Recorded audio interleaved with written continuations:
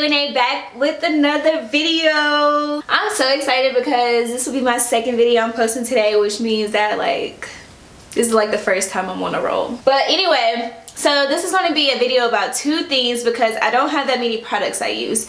So this is going to be one, what happened with my natural hair, and two, the products that's coming with me in 2018. So basically these are my favorite products of 2017. I want to try out a bunch of new products because I kind of stuck with the same products that work for my hair, and my hair has been growing. If you look at my videos from January 2016, my hair was curly here.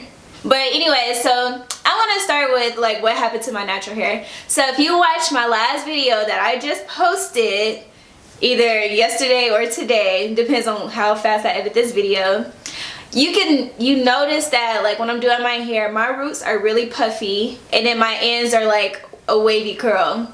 Compared to my roots, it looks like I'm just permed at the end, but no, my hair is natural. My hair is fully natural.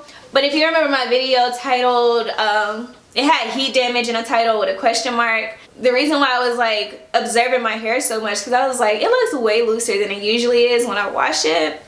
But I was people were telling me maybe it just got looser, maybe your hair just weighed down and it got looser. But I started being able to do wash and goes.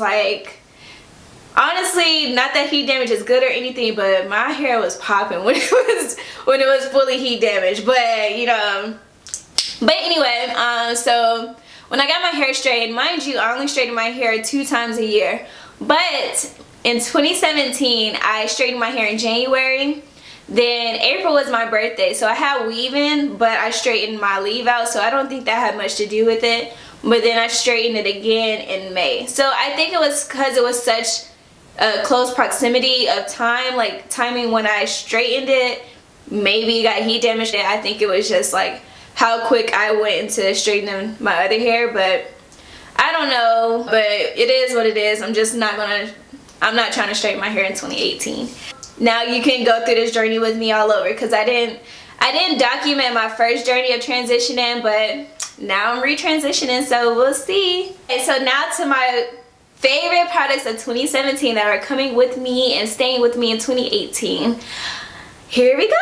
So sadly, y'all know I love Aussie Moist, but I think something has taken place of Aussie Moist for me. So this is the Macadamia Natural Oil Moisturizing Rinse. This is my new conditioner and I absolutely love it. It just feels so moisturizing, but it is on the pricey side. This is a huge bottle. Don't get me wrong, I paid $17 for it at Marshall's, but really it's I want to say $27 or something like that when I seen it when I first tried to buy it, and I was like, who's gonna pay that? But I seen it at Marshall's for $17 and I was like, I always wanted to try it, so why not? And fell in love. This is my stuff right here. And to pair with it, I ended up getting this, and don't mind how red it is. I don't know what got on it, but this is the Macadamia Natural Oil Deep Repair Mask. I don't know how much I paid for this, but I feel I bought it from Walmart, but I didn't pay that much for it. It smells so good, guys.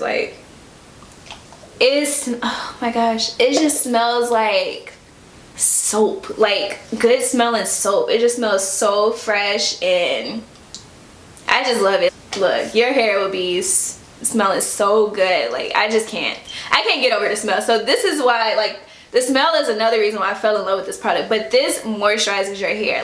It's so good. But if you want to see me do a video using this deep repair mask, then just let me know. My next holy grail of a product.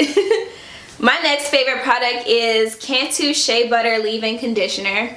Y'all see me use this in almost every video. This stuff I think keeps my hair growing. I want to say this keeps my hair growing because this is the one thing I used religiously in 2017 and my hair grew so much. This smells pretty good too, but it's more of it's a distinctive smell. When somebody is wearing it, but it's a pleasant smell at the same time. So Yeah, this is pretty good, y'all. Go get this. My next one is something, if you watch Natural 85, she did a video on shampoo. It was on black soap shampoo, and that's what this is. So a little background story about me when I was young. I used to have psoriasis in my scalp when I was really young. Me and my god brother, we both had psoriasis when we was young, and you know, they had to give us this stuff that made our hair fall out. So before I started using this, I kept feeling like it was coming back because my scalp would be like dry everywhere. It's all these dry patches, and then it would be red, and it literally looked like psoriasis. And I was telling my mom, I was like, I need to go to the dermatologist because, you know, I don't need this coming back. But I was also scared that when I use that shampoo again, my hair is gonna fall right back out. So I tried to use a different shampoo. At the time I was using Aussie Moist shampoo, so I really don't use that anymore.